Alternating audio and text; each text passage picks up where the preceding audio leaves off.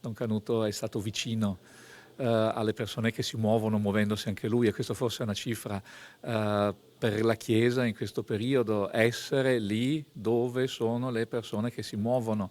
o le persone che hanno bisogno, o le persone che hanno bisogno di muoversi per poter vivere. E questa è la presenza ancora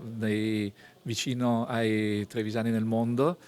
ma poi i migranti di oggi, tutti coloro che vengono anche da noi e che hanno lo stesso diritto a vivere, ad essere accolti, ad essere rispettati nella loro dignità personale, e dobbiamo camminare con loro anche in questo percorso. E poi anche i nostri giovani che migrano nei mondi vari di questo nostro mondo, che forse noi più adulti facciamo fatica a capire,